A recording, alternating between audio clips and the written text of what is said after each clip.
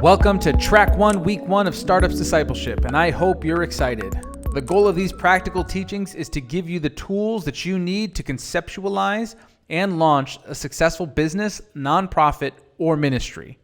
Throughout all of Track 1, this practical track will be focused on discovery. We're going to go through a process in which you discover things like your personal mission in life and the mission of your organization. You'll discover the vision that God has for you and your idea in this next season. You'll discover what values you want to hold and what type of culture that you want to develop. And you'll even discover your roles and the goals for those roles throughout this next season. This week, we're going to start by talking about mission. Mission. Mission is the assignment that you carry out, the specific calling that you have, the objective, the what, the core purpose of why you exist. Mission statements are a means of directing a business or an organization in a specific direction. And since this is the first week, let's find out what the direction is. It's been said that direction is far more important than speed. Basically, knowing where you're going is more important than hitting the gas pedal. If I decide that it's time for a road trip and I start driving south from Los Angeles at 65 miles per hour, or even let's say 90 miles per hour, because in LA they want to keep traffic moving. If I start driving south from LA at accelerated speeds, what good does that do if my destination is New York City? Going fast in the wrong direction is obviously harmful to your overall goals. Many times we get so excited to get something done, to get an idea going, that we don't think to pause, slow things down, and plan out the best path. This is where mission comes into play. If mission is the assignment, the objective, the core purpose of what you do, then you should take time to clearly define it. In the road trip example, the mission may be to arrive in New York City. Simple. The mission may also have more to it than that. Maybe the mission is to arrive in New York City 1 week from today. Or even further, to arrive in New York City 1 week from today with all passengers present and accounted for. After all, the objective may be to not lose a single person along the way. Hopefully that makes sense. So let's go over a few reasons why you should write out a mission statement. Number 1, focus. Defining a clear and concise mission statement helps keep you on track. Habakkuk 2:2 and 3 reads, "Write down this vision and clearly inscribe it on tablets so that he who reads it may run with it. For the vision awaits an appointed time, it testifies of the end, and it will not lie. Though it lingers, wait for it, since it will surely come and not delay." Human beings have a knack for becoming distracted. And this is nothing new. It goes all the way back to the Garden of Eden. We get bored, distracted, and we even grow weary in actively waiting for the objectives and the promises of God to come to pass. Defining a clear and concise mission statement helps keep us on track because it's something that we can go back to again and again and continue to run with by staying focused on what God has called us to do. Number 2, decision-making. In life, you will always be presented with a myriad of opportunities. Just walk through any aisle of any grocery store. Sure, you came in to purchase cereal, but what kind? Frosted Flakes? Rice Krispies? Fruit Loops? Well, hopefully not. Honey Nut Cheerios?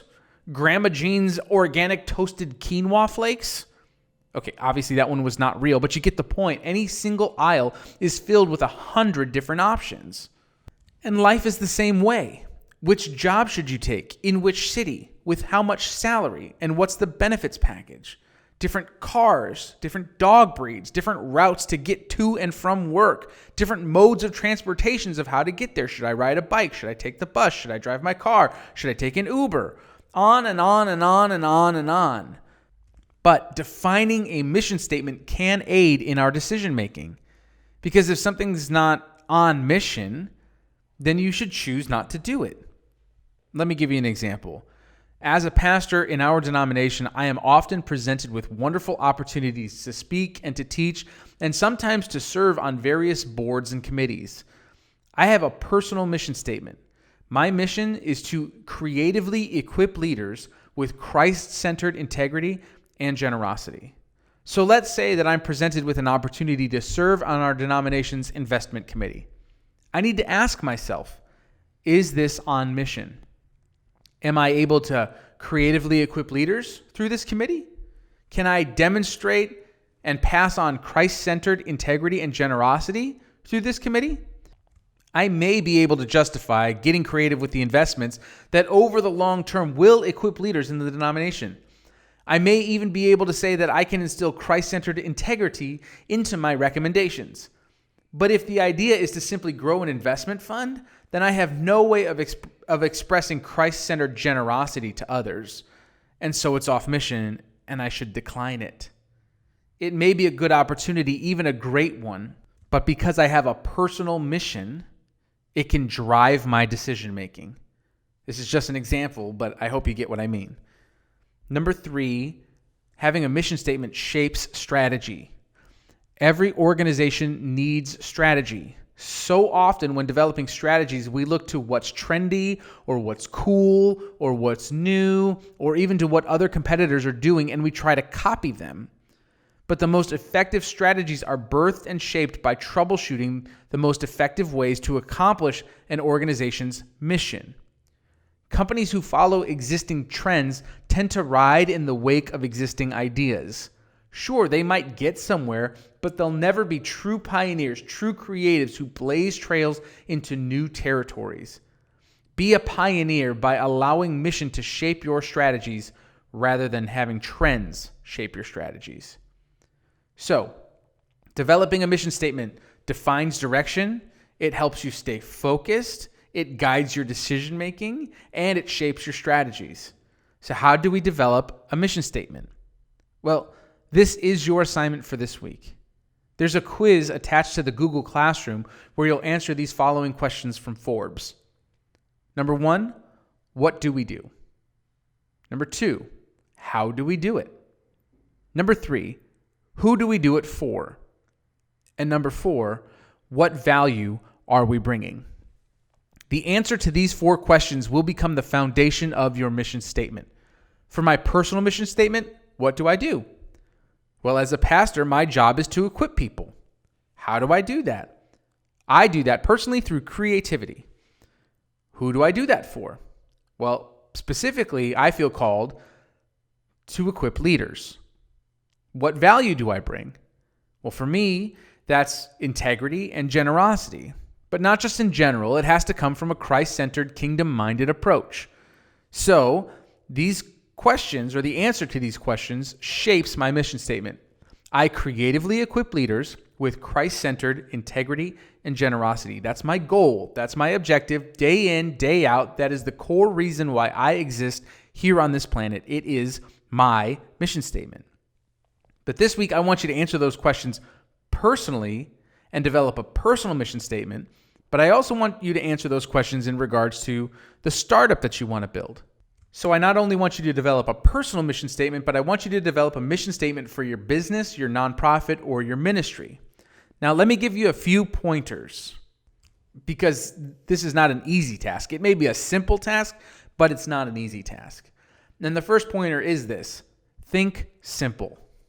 A mission statement should not be an essay. I don't think it even should be a paragraph. A sentence should be more than enough. A mission statement should be memorable, and it should be something that you can memorize and share at any given moment.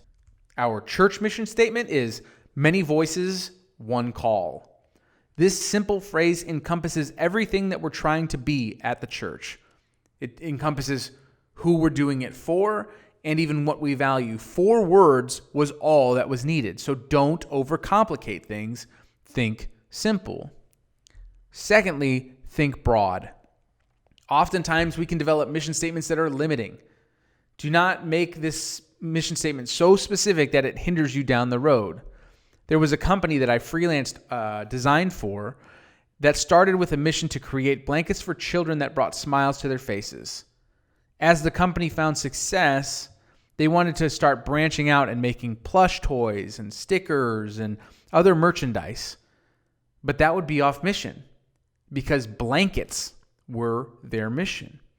And statistically speaking, Most often when companies get off mission, they begin to decline. So do not limit yourself by creating a mission statement that is too specific. Think broad. And thirdly, think long term. Now, this goes along with the point about not limiting yourself, but think about developing a statement that can last. Avoid trends and buzzwords at all costs. The sound is a radically bodacious church, dude. That may have read really well in the mid-90s, but that's not going to stand the test of time. And timeless is something that you should be looking towards. A mission statement should be able to encapsulate who you are today and who you want to be 25 years from now. So, this week, your assignment is to develop a personal mission statement and a mission statement for your business, nonprofit, or ministry, and use the template provided in the Google Classroom. Throughout the week, I want you to go over these mission statements with your mentor, and I want you to refine them. I want you to simplify them. I want you to wordsmith them. Take the time to polish these statements to the point where you can commit them to memory and recite them without hesitation. So this week, develop mission statements.